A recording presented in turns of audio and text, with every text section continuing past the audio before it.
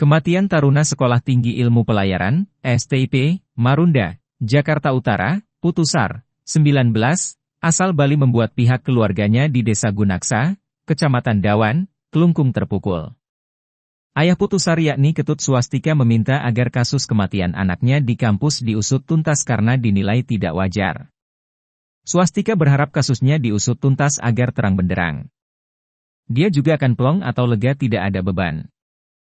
Jika ada berbau hukum agar ditindak tegas. Swastika ketika ditemui di rumah duka, Sabtu 4 Mei 2024 menambahkan bahwa saat ini istrinya yakni Ninengah Rusmini bersama kakaknya Nyoman Budiarta masih berada di Jakarta. Swastika mengaku masih menunggu kabar terkait hasil otopsi jenazah sang anak di rumah sakit. Selama ini Putusar dikatakan tidak memiliki riwayat sakit jantung dan lainnya. Secara fisik kondisi korban sehat-sehat saja. Apalagi sebelum masuk kuliah tentu ada tes. Ketika itu kesehatan Putusar normal. Selain itu, selama 8 bulan mengikuti kuliah kedinasan, Putusar tidak pernah mengeluh sakit.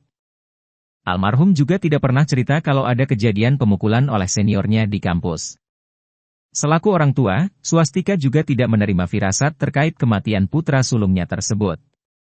Putusar terakhir pulang saat liburan Idul Fitri.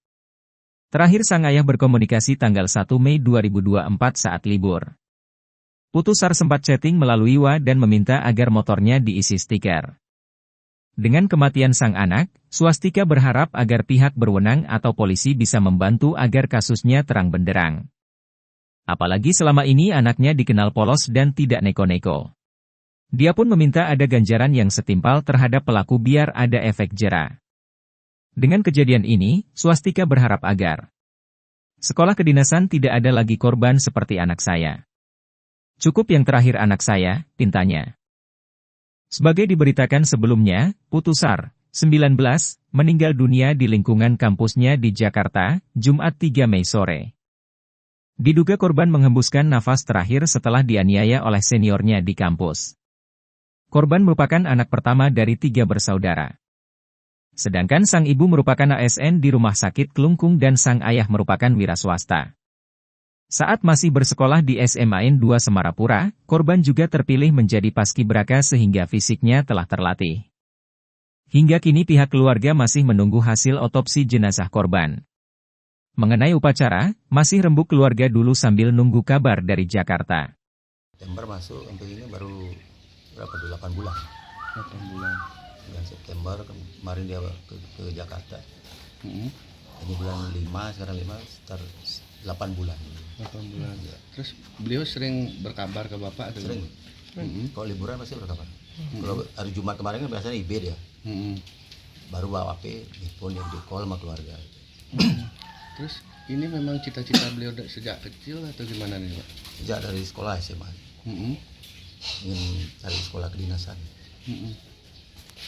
Terus bagaimana tanggapan Bapak setelah kejadian seperti sekarang ini Pak?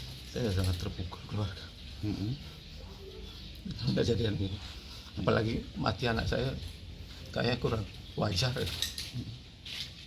Mohonlah yang di pihak-pihak yang berwenang bisa membantu agar kasus ini jelas, terang benderang.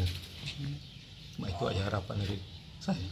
Pak, mungkin punya firasat sebelum kejadian ini Bapak? Firasat nggak ada. Nggak ada firasat mas. Pak, kapan terakhir berkomunikasi dengan? Saya komunikasi tanggal 1 kemarin pas liburan dia kan. Sempat bilang apa? Sempat WA aja WA. WA nanyain itu suruh sepeda motornya biar dipasangin strip motor. Kalau sama ibunya sering dia. Yang terakhir di tanggal 1 masih ada chatnya. Sempat nggak cerita bahwa kalau di kampusnya itu dia sering dipukul? Nggak pernah. Pernah. Selama ini dia tiap tanyain gimana di sana, aman Pak, baik-baik aja gitu.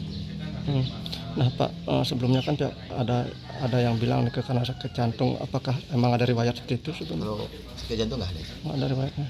Dari masuk itu kan di tes dia kesehatan itu. Lalu masalah PCR saya lah normal lah. Anak Pak mantan paskibraka ya? Betul.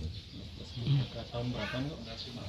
Tahun 2000 berapa deh? 2004. 2000 kemarin tamat tuh.